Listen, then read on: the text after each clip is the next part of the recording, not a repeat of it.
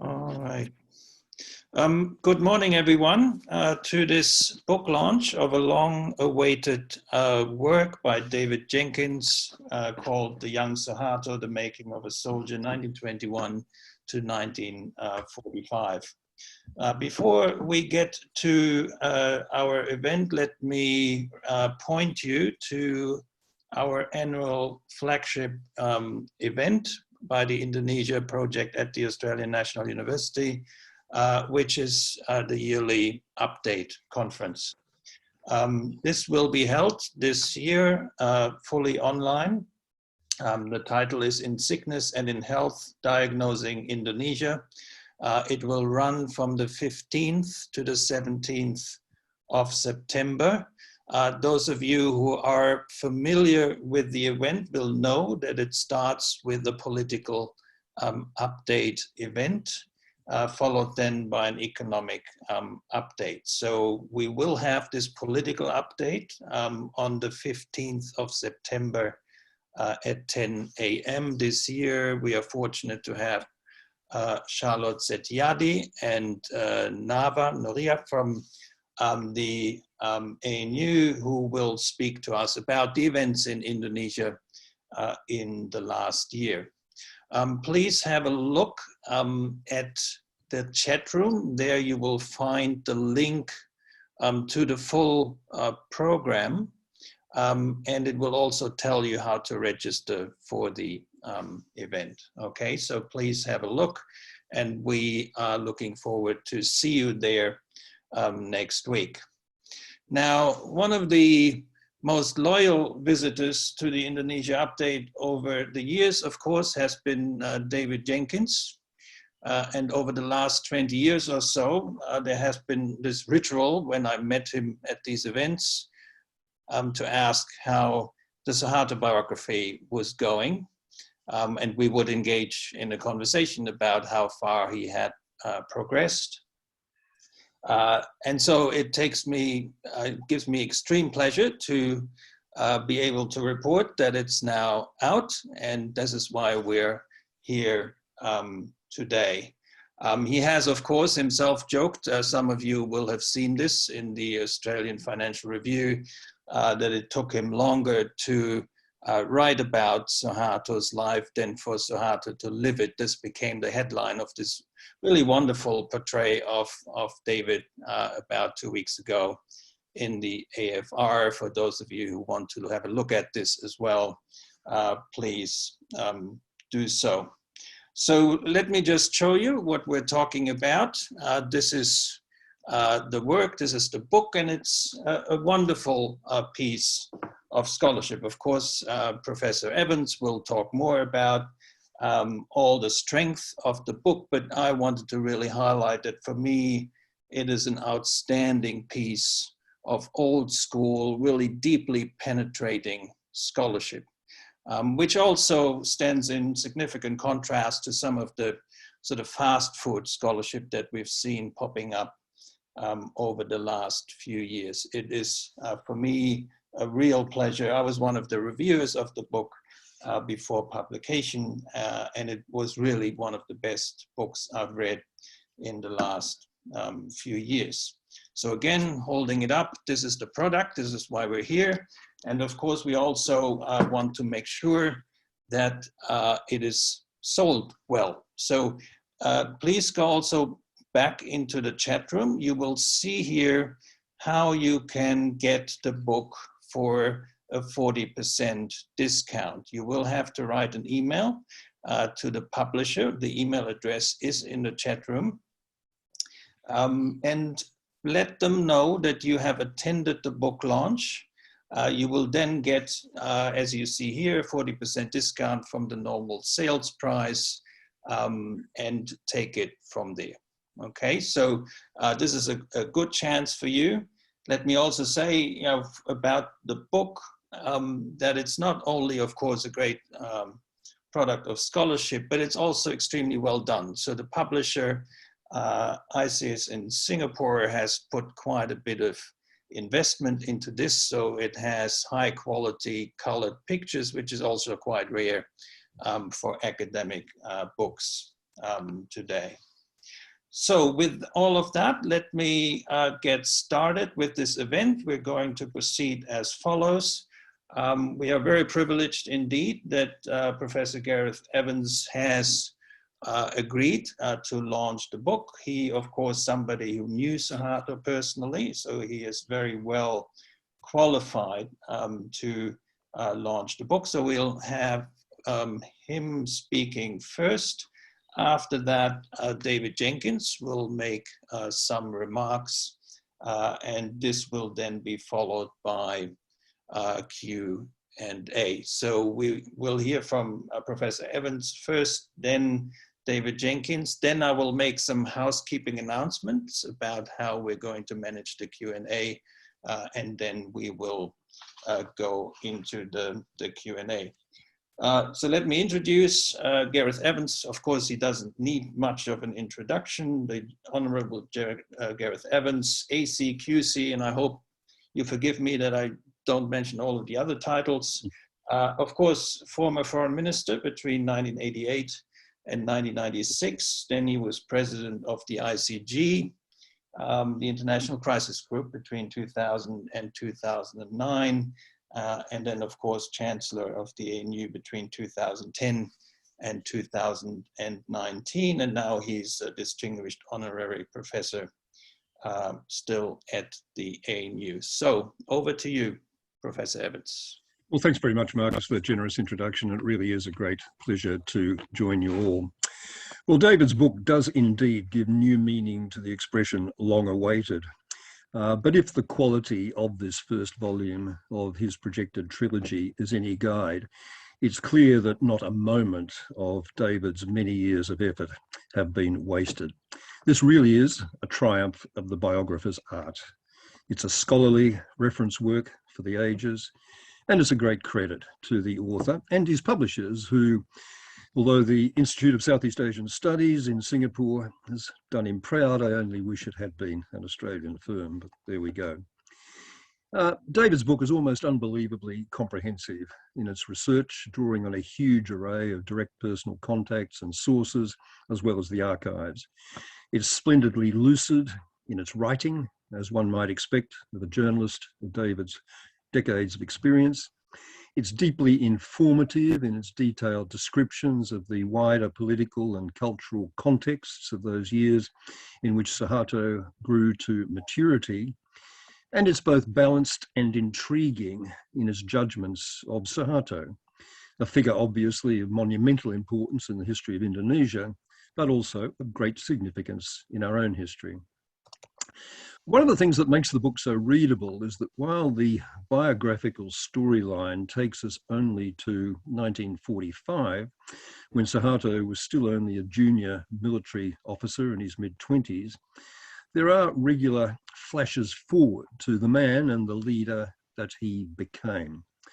Explanations for some of the qualities he was later to display as president are very plausibly identified by David in his detailed accounts of his family background, unsettled to the point of chaotic and manifestly deprived of motherly love, which may well have fed the sense of insecurity and resentment which seemed to characterize much of his later behavior, and the apparently essentially transactional quality of so many of his personal friendships. There's his very incomplete education, which fed into his sense of being a real outsider. There's his preoccupation with financial security, which seemed later to become, let's face it, indistinguishable from greed. It's his early fascination with Javanese mysticism, more than Islamic religious traditions, which may have contributed to the almost preternatural calm with which he usually conducted himself. And there was, as David also brings out, his deep comfort, which was to remain evident throughout his life, with police and military organisation and heavy discipline, bred particularly during the Japanese occupation in which he thrived, a world in which, as David succinctly describes it, quote, discipline was rigid, brutality a fact of life, paternalism taken for granted, and police influence all pervasive. We'll no doubt get a sense from the next volume as to how Suharto acquired the bigger picture perspectives about wider regional and global security and economic dynamics, which were hardly evident at all in his early life, but which Paul Keating, as our Prime Minister, found so intriguing and attractive in his dealings with him as President. And I have to say, which I, as Foreign Minister, certainly found enormously helpful in working on issues such as Asia-Pacific security and economic dialogue, architecture, APEC, the ASEAN Regional Forum and all the rest, and of course the Cambodian peace settlement. It was in those larger political contexts that my own direct encounters with Sahato took place, involving maybe half a dozen significant meetings over the course of 8 years. I have to say that, thanks very much to our present author, my relationships with Indonesia when I became Foreign Minister in September '88, and my prospects for any direct access at all to the President did not exactly get off to a flying start. Australia-Indonesia relations were in one of their recurring troughs. This time as a result of the publication by our hero 2 years earlier of a typically well-researched, but all the more painful for that, front page Sydney Morning Herald article by David focusing on the financial dealings of Sahato and his family, and the unkindest cut of all, comparing them with the Marcoses in the Philippines. That we managed to repair the relationship was largely as a result, I think, of the close personal bond that I was able to forge with my ministerial counterpart, Ali Alatas, who had himself been appointed to the portfolio only a few months earlier. We quickly agreed that what mattered much more than taking the temperature of our bilateral relationship was getting on with the task of building it, that what was crucially necessary was to add what we call ballast to what had been an overtly intense political relationship by focusing on advancing mutual interests through increased and more balanced trade, cooperation in exploitation of the Timor Gap, rather more controversially, exchanges of tourists, academics and students, and the education of Indonesians in Australia. East Timor, of course, remained, as Ali Alatas described it, the pebble in the shoe of our relationship, and on occasion that very sorely tested our friendship. Not least when Alatas, who was personally, genuinely troubled by the military's heavy-handedness and always supported real autonomy, if not then outright independence for these Timorese, when Ali felt himself the meat in the sandwich between strong Australian pressure and a president equally strongly intent on resisting that. But overall, that period from '88 to '96 was an extraordinarily productive one diplomatically. And it was so not least because Sahato, notwithstanding the long Indonesian tradition of non-alignment, saw with absolute clarity the utility in wider geographical terms of a strong bilateral relationship with us and actively encouraged it. The capstone was the Australia-Indonesia Security Agreement of 1995, which was conceived and negotiated directly by Keating and President Sukarno and their personal advisors. This treaty, until it unhappily fell apart in the context of the 1999 East Timor crisis, was widely hailed at the time, and rightly, as a strategic and diplomatic coup, putting our relations with Jakarta now on a footing comparable with Washington and Tokyo. And it was only possible because of the intense personal warmth and mutual admiration that did develop between Keating and Sahato. My own periodic conversations with Sahato, when we did finally get out of the hole that David had dug for us, proceeded pleasantly, quietly, politely enough. I always found him alert, engaged, shrewd. But I have to say that I was never quite able to forget or to forgive not only his central role in the invasion of East Timor in 1975, but also the terrible genocidal army-led massacre of more than 500,000 Communist Party sympathisers and alleged supporters that followed the 1965 coup, which led, of course, to Suharto's ascension. Paul, ever the supreme realist, deeply impressed by the role that Sahato had played as a stabilising force in the region, had no such reservations, or perhaps even particular memory. But I always think maybe the best explanation for his admiration was offered to me by Gough Whitlam, invoking as well the shades of Jack Lang and Rex Connor. "You must remember, comrade," I remember him once saying to me, "Paul has always preferred older men." The multiple dualities in Suharto's makeup make him an intriguing subject for a biographer. Those combinations, a far-sighted statesman, and let's face it, thug. Bland, smiling modesty, and, let's face it, absolute ruthlessness. Willingness to nurture, encourage, and support real competence in his ministers, but let's face it, also to tolerate and personally benefit from high levels of outright corruption. And willingness and capacity to successfully advance the national interest, especially in economic development, while at the same time, let's face it, hindering the development of genuinely responsive national political institutions. It's really hard to imagine, on the evidence of this really admirable first volume, that anyone could ever do a better job of capturing the complexity of the man and his times than David Jenkins. So I do congratulate David again, and his publishers and everyone else who's cooperated and worked with him in making this book such a formidable contribution to the literature, deserving and demanding both a scholarly and governmental and a wider public readership. So, although it's already had more than a little bit of a run in the media, properly so, I'm delighted at last to formally declare Sahato, Young Soeharto, duly launched here in Australia. So over to you, Marcus, and over to you, David. Congratulations again. Thank you much, Professor Evans, for these very insightful remarks that launches into a very good conversation later on. Before we get to David, let me address a remark somebody made in the chat room. They tried to order the book, but the email bounced back. However, I've checked the email and it seems to be correct to me. We will try to figure this out later on. If there's a problem, we will send all attendees another email. But for the time being, I think this email should work. If you have problems with it, please do let us know and we'll take care of it.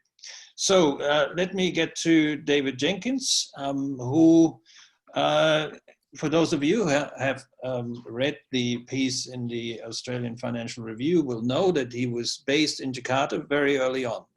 As a very young man, 1969 to 1970, there was also a very nice picture of him playing golf with Suharto, which I found very interesting as well, plus some really nice stories about Ibu Tin offering wedding gifts and so forth.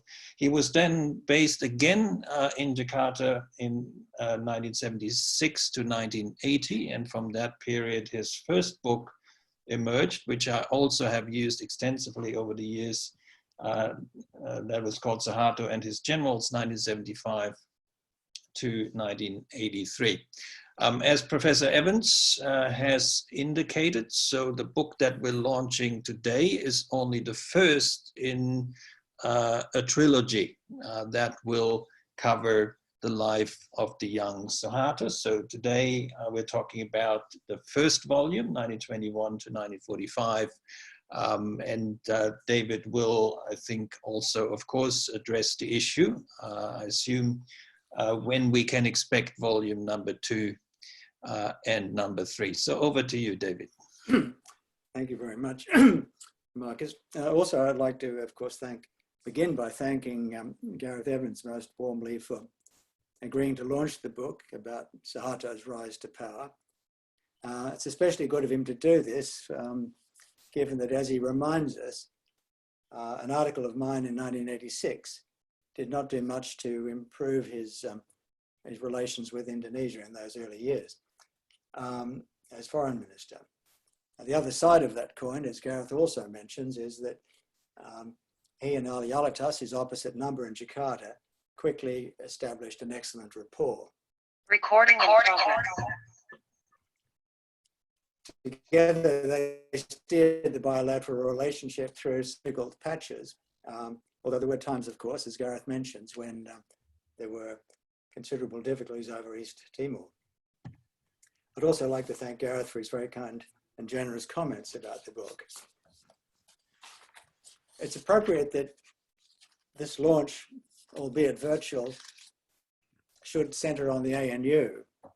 One reason, of course, is that Gareth, as Marcus has pointed out, was the Chancellor of the ANU for 10 years, from 2010 to 2020. And as Chancellor, as he points out in his memoir, his most visible role was ceremonial.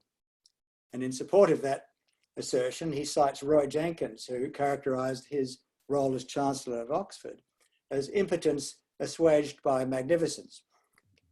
There was also Harold Macmillan's comment, I see quoted there, saying that you have to have a Chancellor, because if you don't have a Chancellor, you can't have a Vice-Chancellor. I think Gareth is being too self-deprecating when he wrote that, because from all accounts, he was a very active and engaged Chancellor. The other reason why the ANU link's appropriate is that this university has a worldwide reputation for, amongst other things, its research and teaching in the field of Indonesian studies. In writing the book, I was in the privileged position of being able to draw on the expertise of many renowned ANU scholars, experts in Indonesian history, politics, religion, culture, economics, agriculture, and demography. I'd also like to say what a great job Marcus has done in organising this book launch in the face of so many COVID-related difficulties. Gareth, in his comments on the book, has drawn attention to some of the multiple dualities in Suharto's makeup. And it might be useful if I come to matters from the opposite direction, and say a few words about how and why I came to write the book and the approach I took. Some 15 years ago, a publisher in Australia did produce a contract that when I signed to produce a single volume biography of Suharto. As the time passed, however, I found myself focusing in more detail than expected on the early parts of that life, about which so little was known and about which I was learning so much. There were, I was aware, any number of people in Indonesia, in the Netherlands, in Japan and elsewhere who were willing to speak frankly about Suharto and with first-hand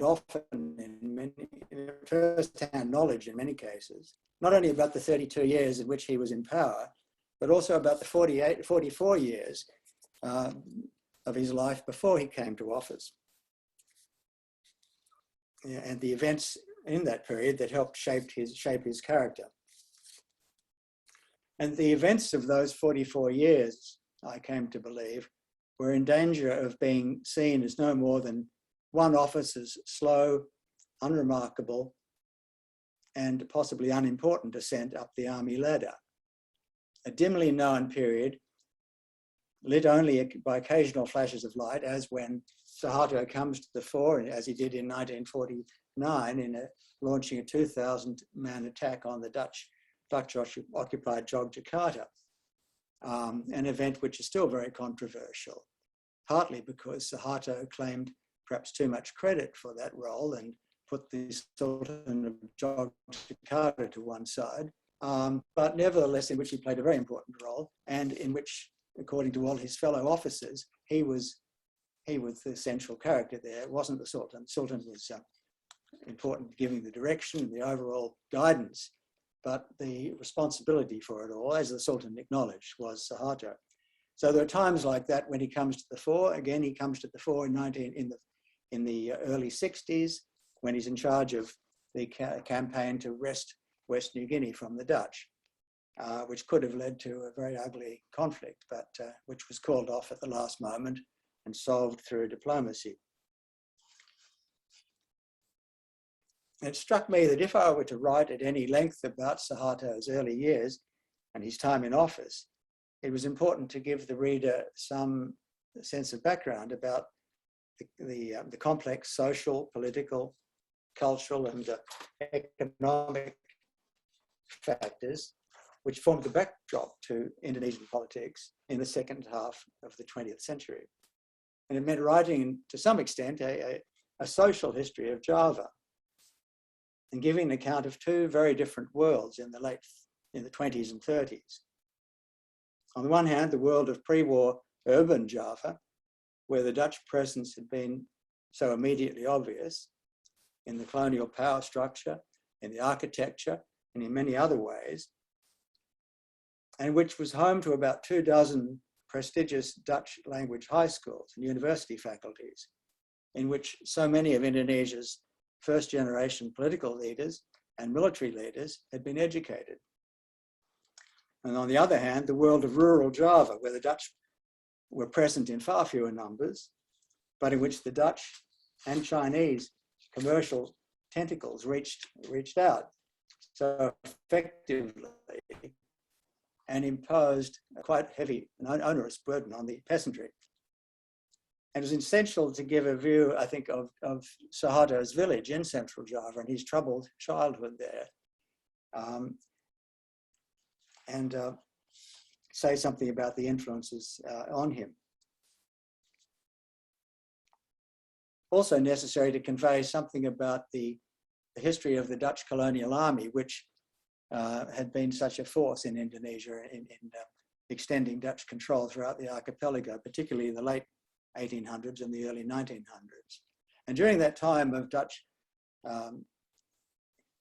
solidification of their control of the republic, of the archipelago, some 300,000 Indonesians are thought to have died. So Sahato was joining an army which was deeply unpopular in many amongst the Indonesian nationalists, which had inflicted immense pain on Indonesia, not least in places like Aceh, where the war continued for about 40 years on and off, one of the longest colonial wars in history. But also to give a sense of the Japanese-sponsored independence force created during the war, in which Sahato thrived, as Gareth pointed out. And at the risk of quoting something from the book, I wanted to make the point that if Sahato emerges from these pages, not simply as the corrupt dictator of later popular shorthand, but also as a polite, clever, and engaging young man who carries with him the baggage of a troubled childhood, who is quick to find his way in the world and quick to seize opportunities for self-advancement, and who is hardened by parental neglect, as well as by war and revolution, and plagued by a corrosive greed, then it will be due in large part to a combination of oral history and archival research. And I count myself most fortunate that, having been sent to Indonesia in 1969, I think I was about 26 when I got there, I was able to live in and routinely visit Indonesia in the 35 years after that, thanks to various editors, various publications, apart from excuse me, a 10-year period when I was banned. And that ban began in 1983 after the publication of the earlier book, and it extended until 1993, 1994, at the time of the APEC conference that Paul Keating attended.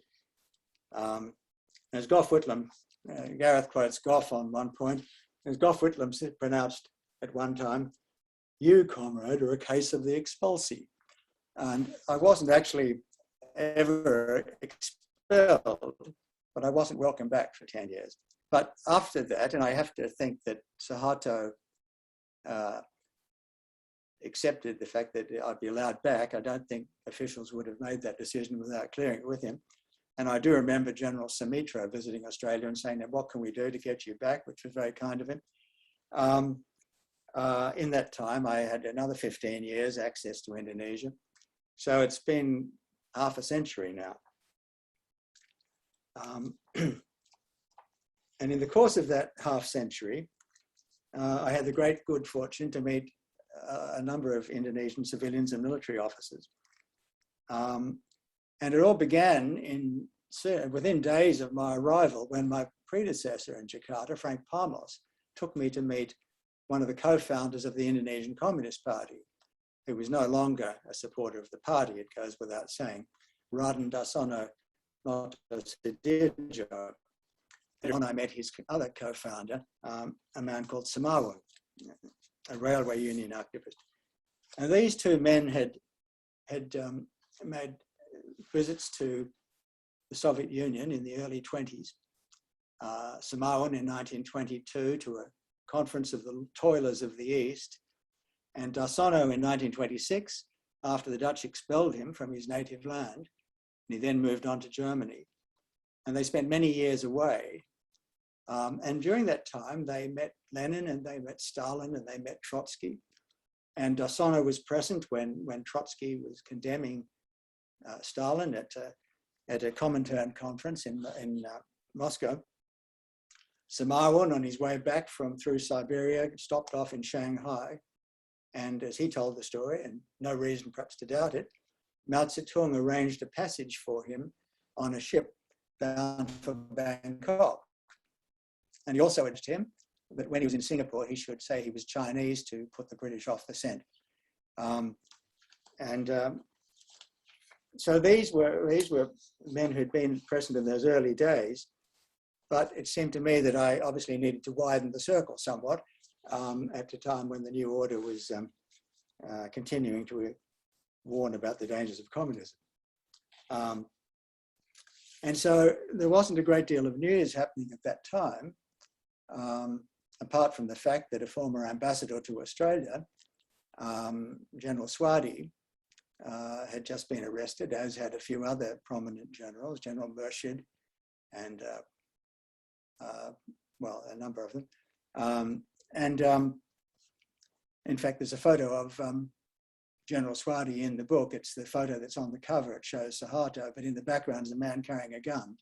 And 15 or so years later, he was in Canberra until he was arrested. And it's striking the number of key officers in Indonesia whom Sahato promptly arrested, or arrested soon after his arrival in power.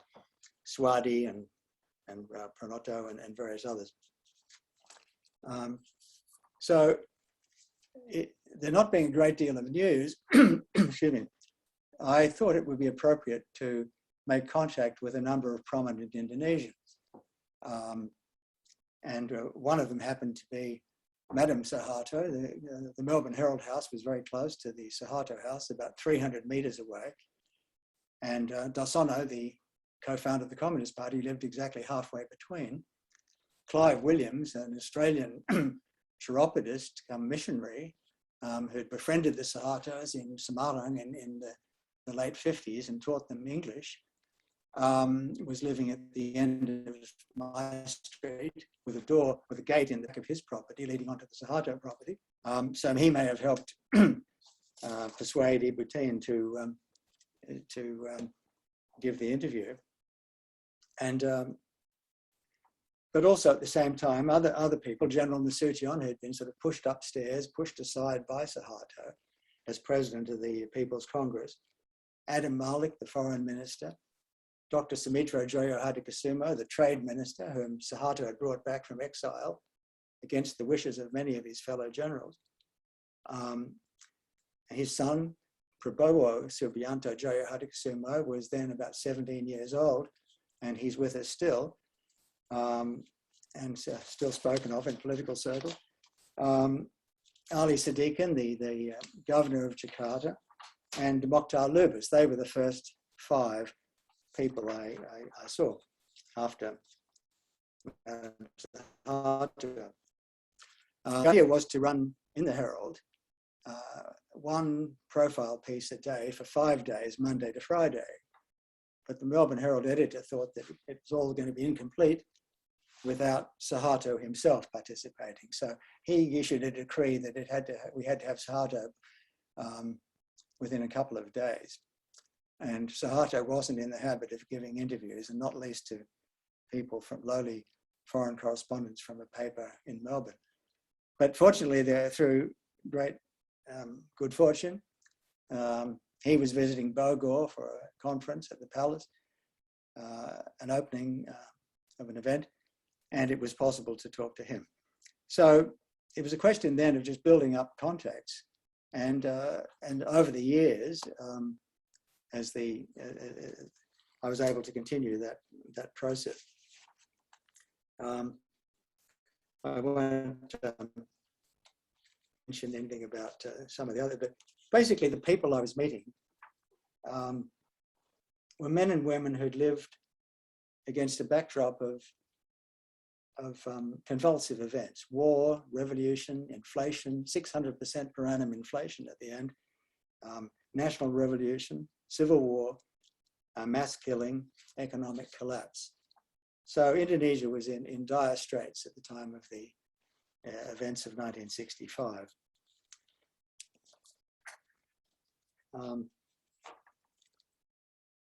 And as another half century rolled by, and the people I'd met in 69, 70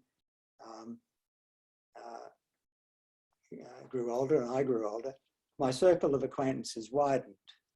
And I was constantly struck by how willing Indonesians were, whether be they military or civilian figures, to discuss their nation's recent history.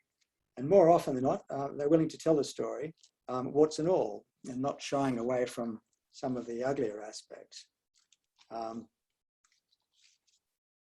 won't go through all of the other details, but basically, this has taken a lot longer to produce this book because, as I say, the longer I conducted the research, the more clear, more apparent it was that there was so much that needed to be said about Suharto's younger years. And the other problem was that in the course of it, the one book turned into 3 books, as Gareth has mentioned, and so many details came to light about the Japanese occupation, not so much about the military aspects of the Japanese occupation, but about the politics of it, the politics between the Japanese generals at the top and Sukarno and Hatta and all of the others at that time, but also the politics within the Indonesian group between Sukarno and Hatta at the top, the older generation leaders, both mainly born around the early 1900s, and another younger generation who were very active in the nationalist movement too, and who had willingly gone to work for the Japanese or under the Japanese, as had Sukarno and Hatta, to advance the nationalist cause that best way possible at that time, but who by the 44, 45 were growing very restless with what they saw as the slow pace of the national leaders, Sukarno and Hatta, and their willingness to accept too many, they thought, Japanese demands, as the country produced a constitution and prepared for independence. So that was one book on the Japanese occupation. And the other one was, and this grew out of the Sahato research, the British occupation of Indonesia, or intervention in 1945-46. The British and the British Indian Army lost 600 dead trying to bring peace and stability to Indonesia once the Indonesian nationalists had gained control of great caches of Japanese weapons and ammunition, 50,000 small arms and all the ammunition to go with it. And it was a nightmare for the people that Mountbatten had sent there and the generals on the spot. And so that seemed to me worth a book in itself, not just about the British, the problems they found themselves in Surabaya, where they found the situation completely out of control, the Japanese in fear for their lives and going into self-imposed exile in the mountains. But the British dealt with that very, very firmly with aircraft and naval gunfire into the city and the whole range of conventional military force. And the British came to Indonesia with this army which had been fighting in the Japanese in Burma under General Slim. And they were in no mood to put up with anything that they thought was unacceptable. And you see the best and the worst of it in Surabaya. but they were also fighting in central Java. They went as far down within 15 or 20 miles of Yogyakarta. And and that alarmed the Indonesians. So that's why it all took a bit longer. And I'm perhaps taking a little bit longer too, just to cover these things very briefly. But I'd just like to say a couple of things in conclusion. One is I'm very grateful to Mr. Kyong, for the publisher of the Institute of Southeast Asian Studies in Singapore, for agreeing to produce a book of this length and for indicating a willingness to publish volumes 2 and probably volume 3 with a bit of luck. And at the same time, I'd like to express a special thanks to my partner, Justine Scott, for designing the cover and the graphic sections of the book. I think it's the most handsome volume that she's been responsible for, and ISIS have produced, and for putting up with a more than unusually distracted author. But finally, I'd like to thank Gareth Evans very much for so kindly and so generously launching the book here today. Thank you. Thank you, David. Before we get into the Q&A, just another remark on the email problem with ISIS. We've had one person, Michael Montesano, thankfully, looking into this, saying that ISIS has had some email problems recently. So it doesn't seem to be the email address itself, but that ISIS has some issues. So we'll look into this. Please try that email if you want to order the book. If you have some problems, please contact us at the Indonesia Project and we'll follow up for you. All right, so let's get into the Q&A and some housekeeping announcements.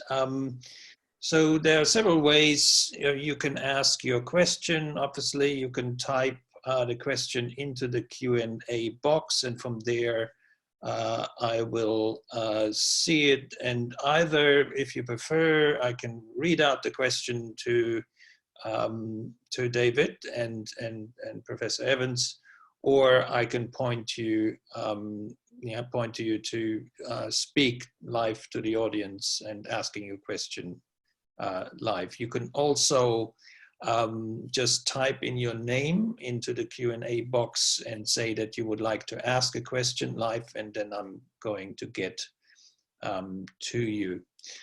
So the first questioner here in the Q&A section is Richard Matthews. Richard, would you like to ask your question live, or would you prefer that I ask it for you? Oh, I'll ask the question live if that's okay. Fantastic, please go ahead. Yes, David and Professor Evans, thank you very much. It's a fascinating presentation of the book. I've actually managed to download it as a PDF, so I've almost got through your first chapter, David, and it's I love the way you've described the village of, I think it's Kamusu, is it, where Sahato grew up? It's fascinating description.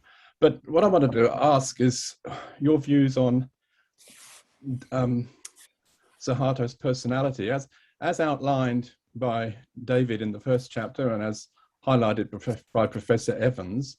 It seems to me it's perhaps one of Suharto's key legacies in modern Indonesia. His nature, as you describe it, is almost a template for the nature of many modern politicians in Indonesia, governors, bupatis, and so forth. What are your views on that? Thank you. Yeah. No, the personality, it's a fascinating subject. The village boy who has this disrupted background, but then moves to an urban area when he's about 9 or 10 and moves into a world, a different world.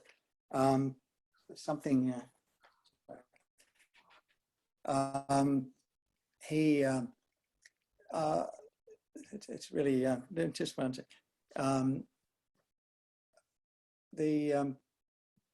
I guess it's that transition from that world and then feeling for very much part of his time an outsider. And it goes back to the question of education, that having this question of the urban-based system for the elite, Indonesian and ethnic Chinese elite and the Dutch elite, sending their children to good schools, and the sense that all of the leaders, the nationalist leaders, the civilian leaders and the military leaders, all the ones who came to the top, had had a first-rate Dutch high school education or very close to it.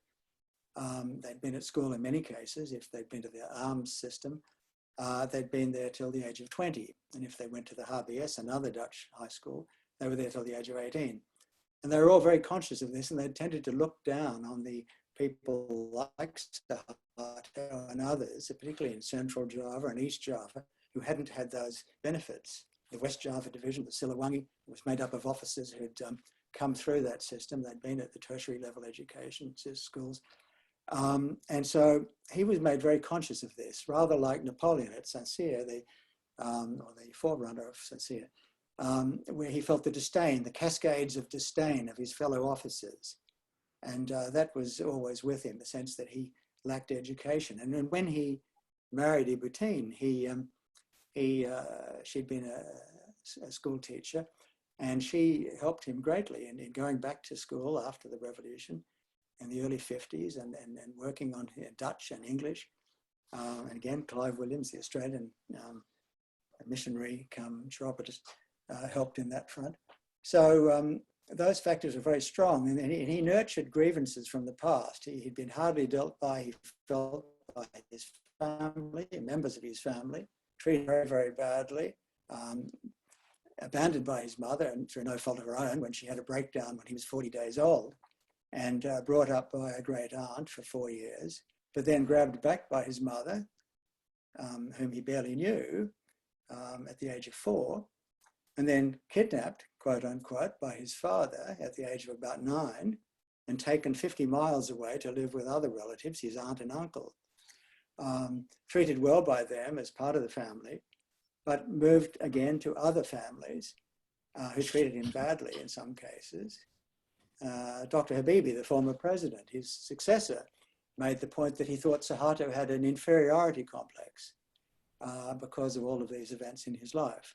So the early trauma of his village education and then urban education, the sense of disdain of his fellow officers, or many of them, and they felt the same disdain for somebody like General Sudirman, the commander-in-chief, Panglima Besar of the Indonesian Army in the early years. One of them used to say, here comes he'd been a primary school teacher, here comes our primary school teacher to tell us what to do, us Dutch educated chaps. So it's a world of in which people like that had to struggle to make their way. And so all of these things, I think, affected Suharto. But at the same time, he absorbed a lot of the values of the Priai, the Javanese bureaucratic class. So it's a complex picture. But when he along the way, he made enemies and in politics and in the army. And it's striking, as I mentioned before, how frequently key officers found themselves in jail soon after he came to power. All right, so we have people who've also raised their hands, and the first was Hal Hill. So Hal, if you would like to ask your question. Thanks, Marcus, and good morning to David and also to Gareth. David, congratulations. It's a major achievement, and I think I might have mentioned in some personal communication, it's so very rare that journalists cross the line to academic depth and vice versa, academics to journalism. I guess the question, David, thinking about your writing and your talk, is there are plenty of examples in the world of military strongmen, and they're mainly men, almost always men, military strongmen taking over a country and then ruling it rather brutally. Best obvious contemporary example, of course, is Myanmar. So Suharto, of course, had similarities with these military strongmen, as you point out in his history and his record and in other dimensions. But he also had the brilliant insight to actually engage with the Berkeley Mafia and essentially hand over the running of the economy to Wijoyo et al. And we know the record. It was a record of, until 1997, a record of great economic and social achievement, unparalleled in Indonesia's history. I guess the question is, if you were writing this book and thinking about Suharto in 1945, would you have been able to, in a sense, predict that, or at least get a sense that that would be the way Suharto's inclinations would direct his subsequent behaviour? Because it is, in a way, quite out of character with, as I said, with so many other military strongmen taking power, seizing power. Yeah. So just a small question, and again, congratulations, an amazing achievement. Oh, thank you very much, Hal. No, it's a very good question, and it's hard to say that he would have gone that way had he come to power. The thought of him coming to that level, rising to that level of power was conceivable at the time, of course. But I think that he may not have had the formal education of these Dutch-educated officers and civilians, but he had natural ability. And the Japanese, it was very striking that the Japanese who knew him and spoke about him always made that point that he's exceptionally bright. He wasn't the brightest of the young men they trained for the PETA, the Indonesian Self-Defense Force, the Java Self-Defense Force. Zulkifli Lubis, who went on to become the head of Army Intelligence, was far and away the most outstanding man the Japanese trained, in their opinion. And others, Dan Mogok and other people, Mogok and others were in that category. But they thought that Suharto was probably in the top 10 out of a couple of thousand, whatever the numbers were, 1,500 more officers. So he rated him very, very highly. And he'd had all that training in the Dutch Colonial Army. He then worked for the Japanese as a policeman for the best part of a year. And he'd had all that time from 1943 to 45 in the Japanese-sponsored self-defense force. So he had a lot of training there on the job and a lot of exposure to different worlds, the modern world of the Dutch Colonial Army, the Japanese forces and so on. And then during the revolution, he happens to be in Yogyakarta and he becomes the key military leader in Yogyakarta.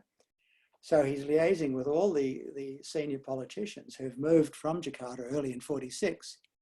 So he knows he's living in the same compound as the Socialist Party headquarters. So Prime Minister Shahrir and Amir Sharifuddin, the foreign minister, and Haji Aga Salim, the foreign minister. So he's in that world. He's mixing with the Sultan of Yogyakarta because all the senior military officers are in touch with the Sultan. Throughout that period of the National Revolution, 45 to 49, he's very much at the center of things, partly through good luck because he happens to have been born 6 miles from the center of Yogyakarta, and he's made his career in that area. So all the ability is there, but then in the late 50s, when General Nasution considers that there are certain officers who didn't get proper military education, they didn't go to any overseas staff college courses, and he couldn't because he didn't speak English well enough. Nasution sets up a special course for these high-ranking officers in Bandung, and he's very impressed. Everybody's very impressed by him. The commandant of the course is very impressed by him, and he realizes that although he hadn't had the training, he knows the answers to all the problems they solve.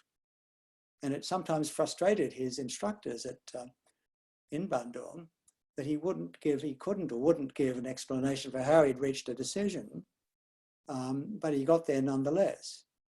And General Sutopo Yuwono, who was one of the lecturers there at that time, found that frustrating, but had to acknowledge his ability. But most importantly, the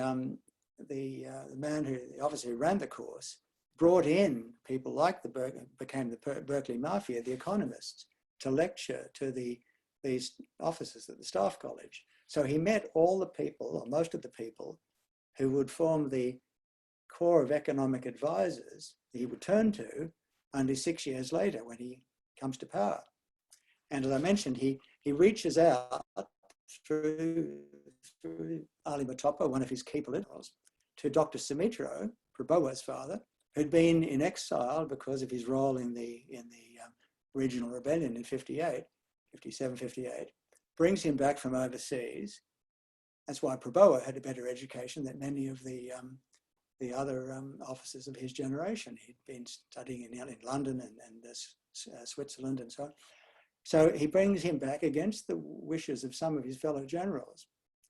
So you've got Dr. Sumitro, and then you bring in Wijoyo and all of these other technocrats, and he knows them all, and he trusts them, and he does, to a remarkable degree, assign responsibility for the economy, which is in parlous state, to these key economists. And that was so important in the success of rebuilding Indonesia. I hope that addresses it in some way. Yes. Let me just say there's a lot of people, of course, who want to ask questions. So we need to be relatively brief with the answers. Let me also remind you that Professor Evans has generously agreed also to take questions, but he has also insisted that the focus should be on David today. But if there's something very specific you would like to ask to Professor Evans, that is fine too. So let's get to Angarat Lodwig, who asks a sort of technical question about researching archival and historical material. Angarat, would you like to ask the question live, or would you like me to read it? Hi, thanks so much. Yeah, no, I'd be happy to ask it live. Yes, please, go ahead. Okay, good, you can hear me. Look, hi David, thanks so much for your time today, and big congratulations on the launch of your book. My question was about, I guess, your research process and how you navigated, reviewing historical material and archival material in a variety of languages, including Dutch. Well, I don't speak Dutch and I don't speak Japanese for a start, but I had great help and I had the great benefit of Bob Elson. Professor Elson had done a lot of work in the Dutch archives and very kindly steered me in certain directions. So altogether, there are about 6 Dutch archives that were exceptionally valuable. And with friends and colleagues in the Netherlands, I was able to identify key documents. But one of the other things is a lot of the wartime documents are interrogation reports of Japanese and others, and they're all in English. So that's and that material has been used by many scholars over the years. There's still heaps of it that hasn't or hadn't at that stage when I began 20 years ago. So that was the Dutch side of things. On the Japanese side of things, again, I'd had a lot of help many years earlier when I was doing a book on, somehow I found myself writing about Japanese submarine warfare. And the Japanese archivists have been very good, the Japanese Center for Military History and so on. And so I had great help there. And I had a very close friend who was was a translator, professional translator as it happened, who translated many documents and arranged many interviews with Japanese who had served in Java. So I hope that addresses it. Yes. A bit. The next question, I'm just going to read it because it's very focused, very brief, very crisp. How important was Islam to the young Soeharto? Question from Graham Hapgood. Well, I see Greg Philly's face up there. He'll be next. Many other people could answer that much better. I'm sorry. Sure. Yes. Well, that's a central element. That Sahato came from that Bangan background where Islam. He's a Muslim. 90% of Indonesians are at least nominally Muslim, but of course in Java there's this strong sense of Javanese religion, and that was very important to him. And we see that reflected, it continued, he had that very deep suspicion of political Islam, and we see that reflected so strongly during his presidency, his suspicion of Islam, or political Islam at least, and his refusal to grant the Muslim political leaders the level of the degree of importance that they might have wished after they had helped him destroy the communists. But and it leads to some of the great crises, of course, of the 1970s, his view of skepticism about Islam, the national marriage bill, things like that, pushing for Javanese beliefs to be made a new religion added to the 5 existing accepted religions. So all of those things. But then we see very clearly later on that he begins to backtrack on that and begin to accord more room for Islam. And the question is, how far was it a genuine reaching out to Islam? How far did he really accept more of the Islamic doctrines and beliefs as he aged, or was it just for political purposes? And of course, the best study on that has been by, well, many studies, but one especially by Merle Ricklefs, who talks about that at great length. All right, so to mix up things a little, there's a question for Gareth Evans from Edna Caroline. Would you like to ask your question, please?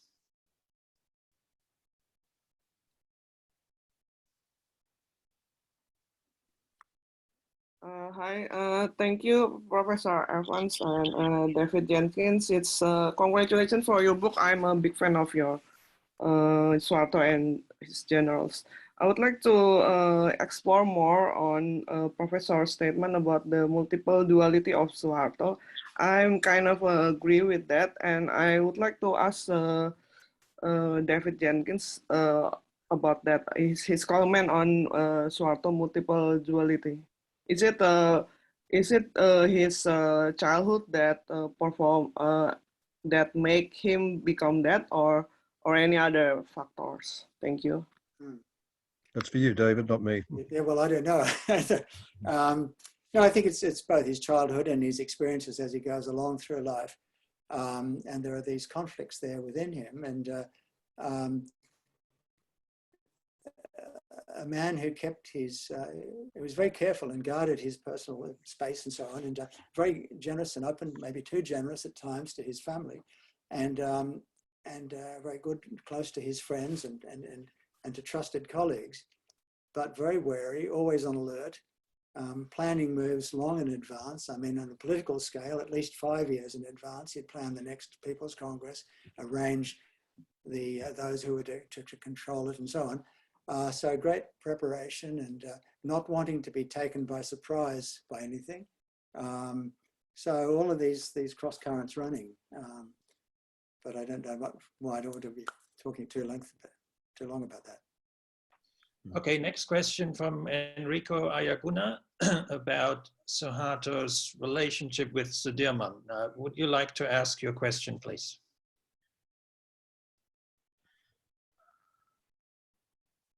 Thank you very much for the opportunity given. My name is Enrico. Firstly, congratulations for the book launch. So what I think is intriguing is about Suharto's. I would like to know more about your insight in how Suharto's early adulthood in relation with Sudirman and his, for example, his affairs like the Sri Sultan Hamengkubuwono IX affects his outlook in political life post-Indonesian Revolution era. So I think that would be an interesting side of it. Thank you very much. Yes. Well, he of course, there are a lot of photos of Sahato and General Sudirman because Sahato was sent to bring him back. Sudirman, during the Dutch occupation of Java in 45 to 49,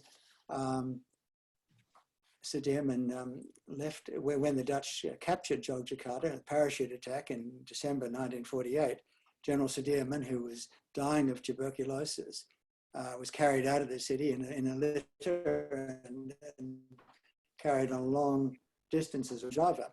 And he was so dismayed at some of the policies of Sukarno and Hatta that he was allowing themselves to be captured by the Dutch and then sent into internal exile, that he refused or made it seem very unlikely that he would come back to Yogyakarta.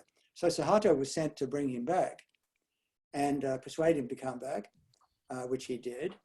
And he drove there with Rosian Anwar, a journalist and a driver. And on the whole day-long trip, and Rosian often told this story, Sahato, this is an incident, Sahato spoke only 2 words, just drink your coconut. So he was very taciturn man, but even though he had that aspect, he was able to persuade Sudirman to come back for the sake of the Republic, to maintain a sense of unity, because it would look disastrous if the military was saying we're going to go one way and the civilians are going to go another. And so it was engineered that he would come back, and it was arranged that you see a photograph of Sudirman embracing Sukarno, and then afterwards there's a big parade in Yogyakarta. And again, it shows you how important Sahato is.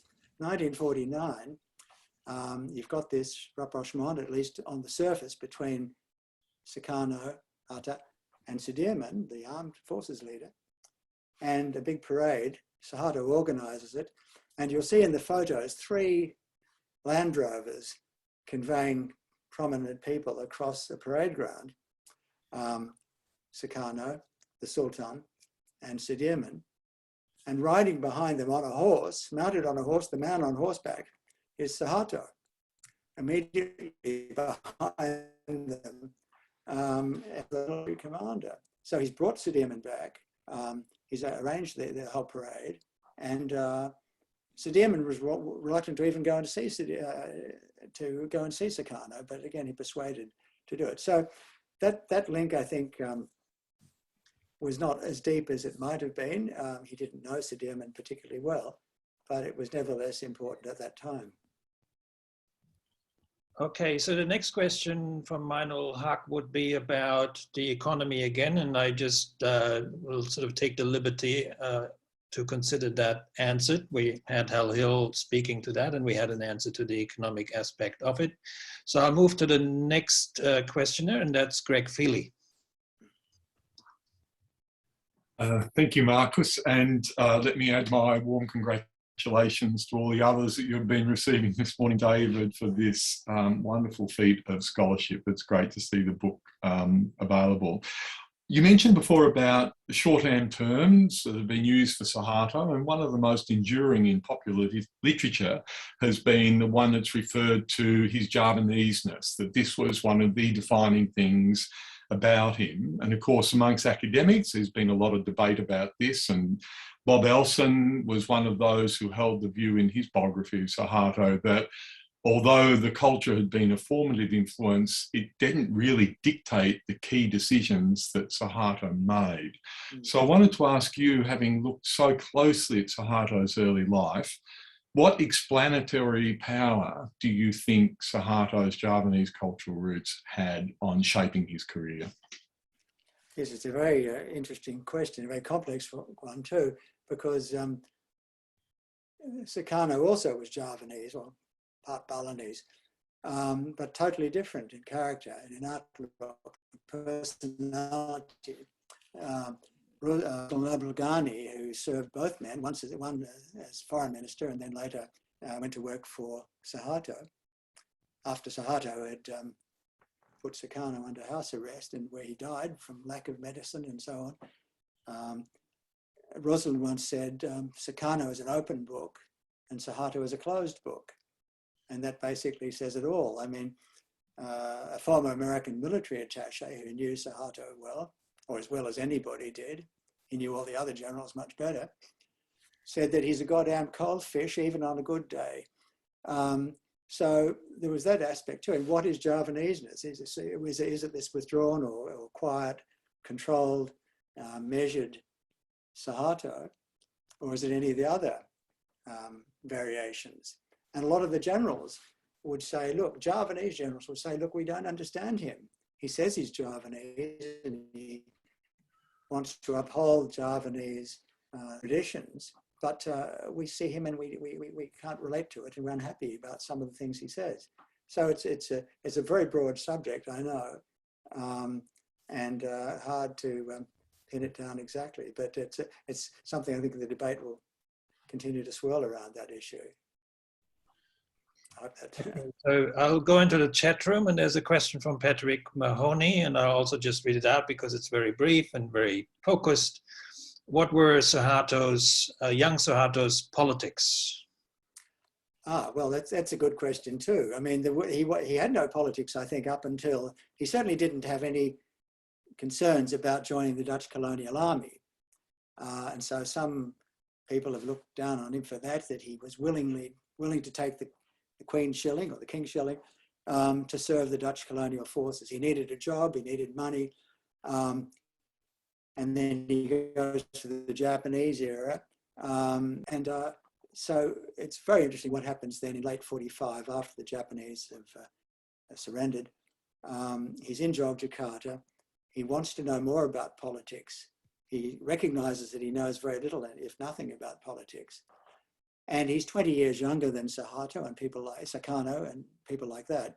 And he hasn't had their educational advantages. And he wants to know and understand what these forces are that are driving society. He's been purely military.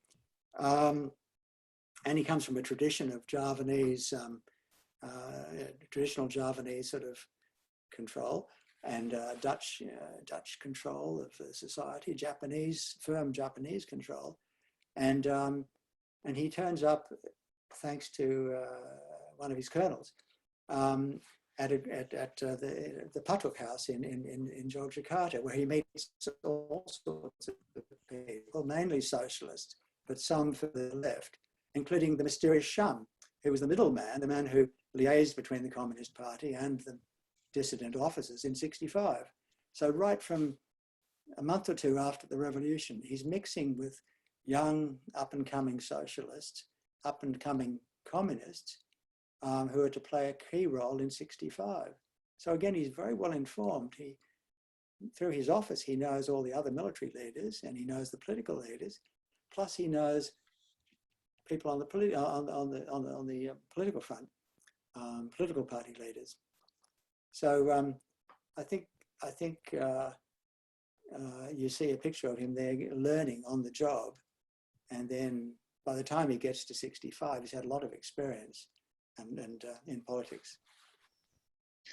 Okay, next question from Quinton Temby. Are you there?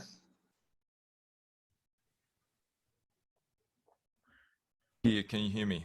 Yes, please, go ahead. Congratulations from me too, David. It's a huge achievement and so happy to see the book out.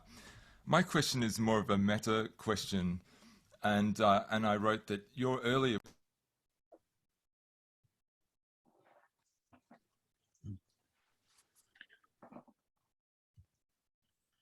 Well, Quinton seems to have disappeared. I'm still, can you hear me now? Yes, please. I think the muting seems to be happening without my control. Anyway, the question is, David, do you think it's still possible for Australian journalists to produce substantial works about Indonesia, or are those times now over? No, I don't know. I think absolutely possible, and a number of them have, and over the years, many have, and not least Hamish MacDonald, who was there. We overlapped in the 70s. He wrote a very, very good book, a definitive book from the late 70s about Suharto's Indonesia, and has more recently written another book. So there's one example. And no, I don't think that's the problem at all. I think and journalists earlier, or even Ian Morrison back in 1945 was there, the son of Morrison of Peking, wrote some exceptionally good journalism. And it's interesting, in the archives, you come across documents when Professor McMahon Ball was sent to Java in '45 on behalf of the Department of External Affairs. He singles out Ian Morrison and one other journalist for their exceptionally good reporting. He was writing for the London Times, of course. So no, I think the tradition is there, and it goes back to that time, if not earlier, and I'm sure it will keep going. Okay, so there are several questions from Greg Polgren. One relates to Sham, which I think you have already answered. There's other questions. Greg, if you would like to ask, but please just focus on one question.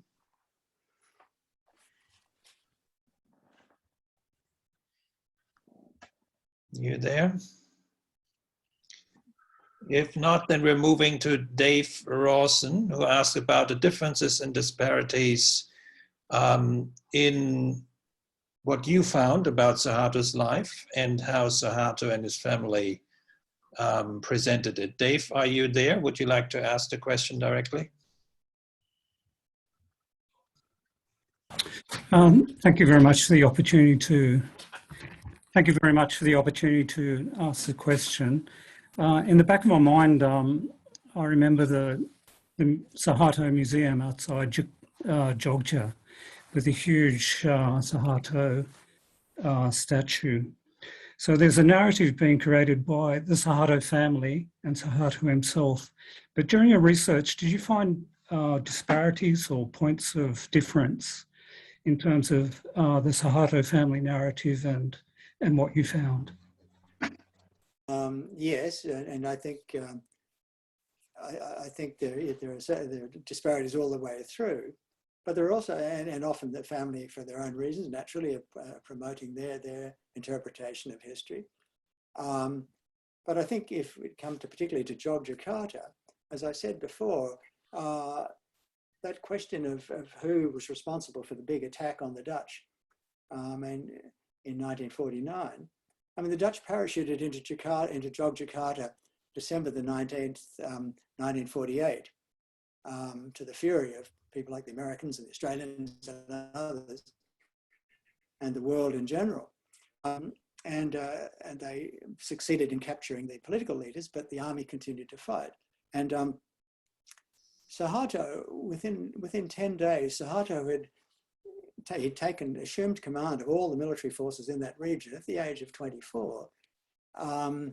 He had 5,000 men under his command, not just Javanese. He'd never been outside of Java, but he had people from Manado, he had people from Makassar, all sorts of people put together in one great conglomerate. And within 10 days of that, he's walked all around Yogyakarta, rounded up all his forces, told them what he wants them to do, assigned them sectors, and then said, we're going to attack on the 29th, 10 days later, we're going to attack Yogyakarta. And then he organized a second attack and a third attack, a fourth one, and then the really big one, the Srangan of March the 1st. This is an enormous achievement. 2,000 men. They never captured Yogyakarta, but they came in and they opened fire on the Dutch, and many of them were killed. Not as many as the Dutch claimed. So it's a very significant operation. And although Suharto denied some of the Sultan's claims about it, I think there's a very strong case can be made for the fact that Suharto deserves more credit than people now allow. His fault was that he claimed too much credit in certain directions. So that's the job of historians, I suppose, to balance the different narratives. Okay, next question from Eleanor Williams. Would you like to ask a question live, please?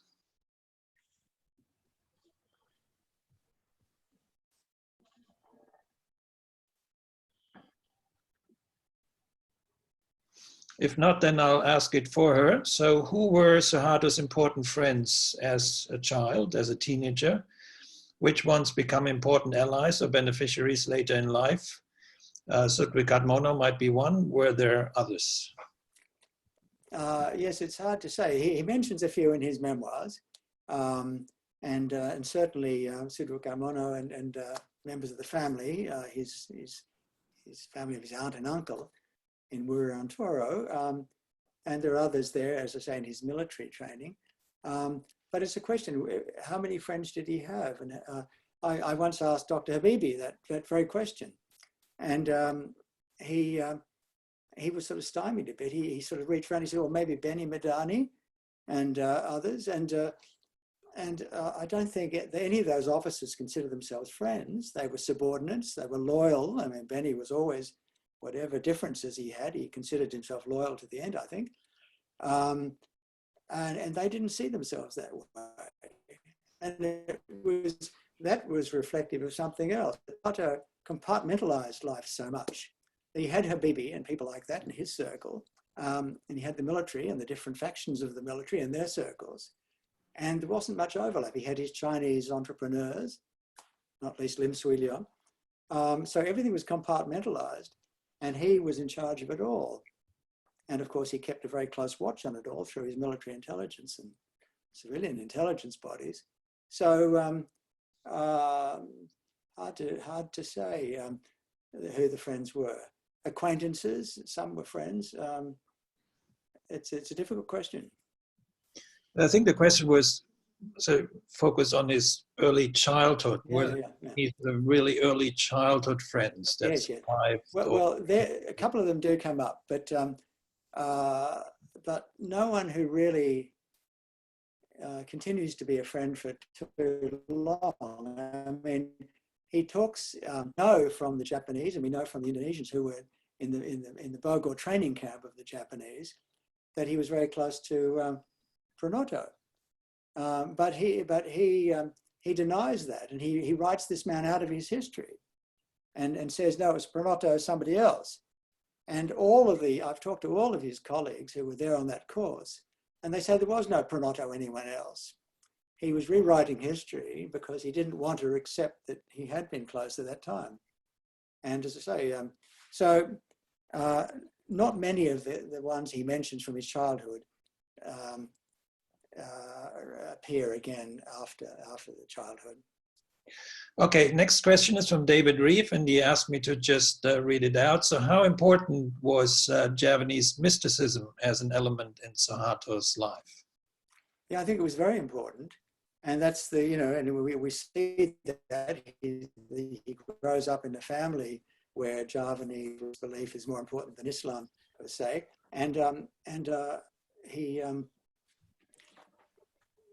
he comes to know, when he's about 13, he comes to know Romo Doryatmo, the Javanese mystic in Wuriontoro. Practitioner of white magic, not as far as we know black magic, but white magic, which is closely associated with Javanese mystic belief and so on. So it's a very important factor in it. I mean, he became an apprentice to this man, Romo Doryatmo, who was interested in agriculture. He was nominally a Muslim, but also involved in Javanese mysticism. So that's a very important factor. Okay, then we have a question from Shafrizal Maludin. Would you like to ask your question?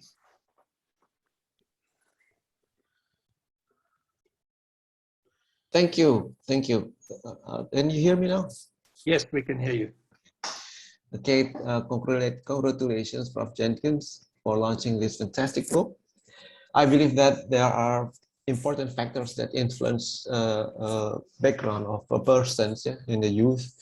I try to divide into two factors, which are human factors and non-human factors. Human factors such as grandparents, parents, friends that influence a person.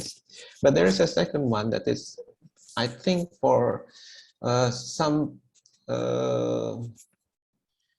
children, or it's very important, is that like such a non-human factors such as religions, money, pets, or anything. So in your opinion, what are the most influential non-human factors that influence Suharto in young?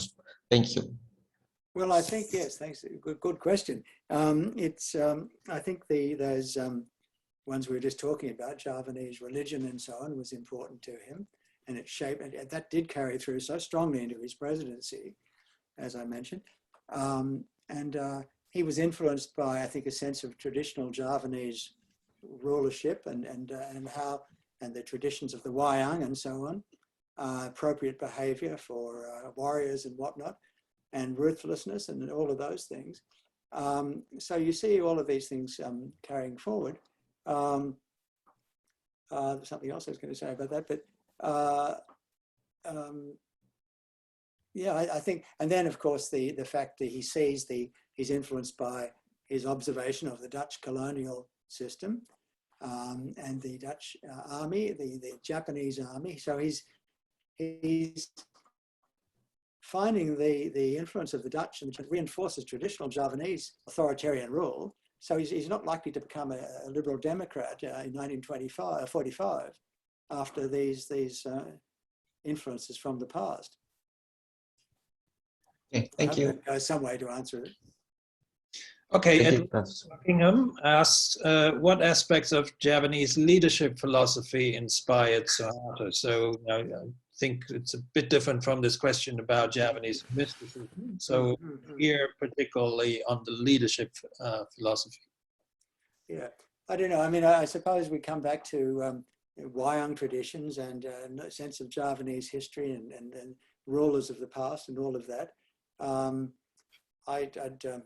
I pondered that a bit more, but yeah, it's the past. I think it's the past is there, and I'm not sure that I'm in the best position to explain it in any detail, but I might leave that to others who could do a much better job. All right, so Jim Castle again asked about Suharto's decision later on to engage the Berkeley Mafia and others. So Jim, would you like to expand on your question?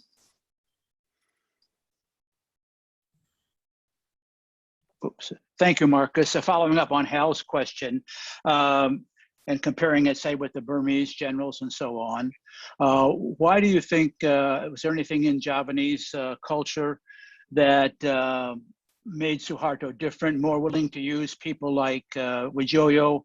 Was it the old feudal lord types of thing with tax farming? President Suharto and his wife became fabulously rich, but didn't have the lavish lifestyle, say, of the Marcoses. Why were they different? What was so different about it? We have so many failed autocrats that this one person seemed to be the last great Asian despot. I mean, I don't know. Can you give us any insight on that? Well, I think a lot of the political characteristics he carried in were things you see that a lot of people have argued. Some people have argued that he was so much influenced by Javanese tradition, and Javanese tradition obviously was very important. But a lot of the skills he brought were universal political skills. You see them in leaders all over the world. And in his case, it's an authoritarian system of government and economic development. And you see it in Park Chung-hee in South Korea, and you see it in a different case, very different case in Singapore. You had Lee Kuan Yew, a firm government and strong economic policies. So all around the place, Deng Xiaoping in China, you see it in some Latin American countries. And he was uniquely successful in bringing these groups together, maintaining stability at home in Indonesia, not just Java, of course, the whole of Indonesia, developing the country with the advice of very westernized economists, experienced economists, who were nevertheless very Javanese. I mean, Wijoyo, all the accounts suggest that Wijoyo, as his senior economic advisor, was very good and very deferential and knew how to play the Javanese role, and he was Javanese. So it's Suharto's gift in bringing together learning and watching and bringing together this great assembly of people, his orchestra, and being so successful for 20, 30 years as a despot, as a dictator perhaps, but not a conventional dictator, and building the country up, only in dire straits at the end. Thank you. Yeah, so we have almost reached the end of our session. So I apologize to those who are still waiting in the Q&A room. Please, if you would like to discuss this further, you can contact David Jenkins. But I do want to use my privilege as the moderator to jump to one question that Richard Borsuk had. And I think that's on everybody's mind here. He asked, can you give us a little sneak preview of what we will learn of Sahato and 1965 events from your deep, extremely impressive research? Please. Thank you.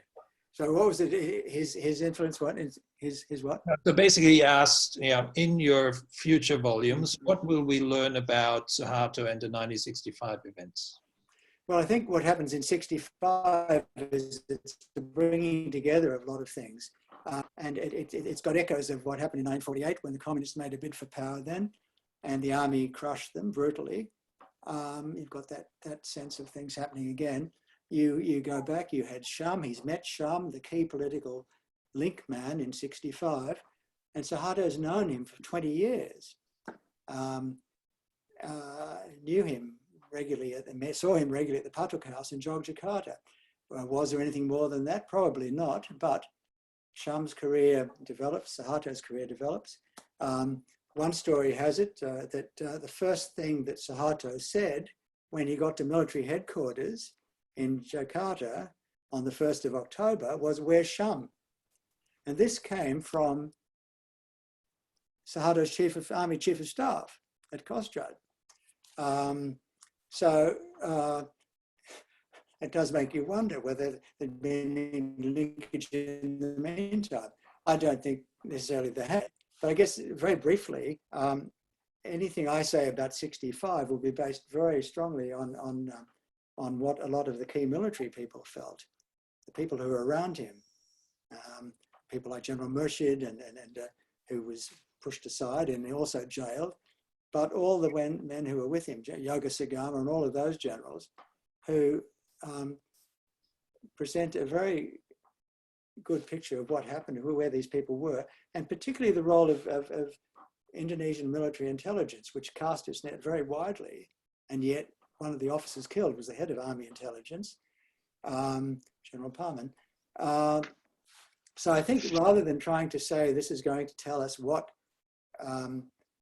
who done it and what happened, it's more a question of putting the material out and explaining the different possibilities, and still leaving something for the reader to decide. We can't be absolutely sure. Some scholars are still refusing to accept that that he wasn't behind it, and others have moved away from that view. But I'm not. I just think at the moment all we can do is set things out in rather subcutaneous detail, and let the reader see what they may think. I hope that's sufficient. Yeah, so this gives us an additional reason to look out for the next two volumes. So please keep us updated, and of course we'll have more launches as these other two books appear on the market. So again, my apologies to everyone who wasn't able to ask a question. It just shows how great the interest is in this topic and in the book. Again, if you find problems with contacting the publisher about the 40% discount, please do let us know, but do try the address that we gave you in the chat room. I want to express particular thanks to Professor Gareth Evans, who was generously in agreement to launch this book with his personal experience with Suharto, of course, in the background. And my biggest thanks, of course, to David Jenkins himself, who has delivered this book to us and has talked to us about it today, and to the audience as well. So that we had throughout this session more than 200 people following constantly. So that's a very good record for the Indonesia Study Group, in which framework this event was undertaken. So thank you everyone for attending. And again, I hope to see many of you next week during the Indonesia update. So thank you everyone, and goodbye from Canberra in lockdown, Sydney in lockdown, and Melbourne in lockdown. Goodbye and until next time. Thank you.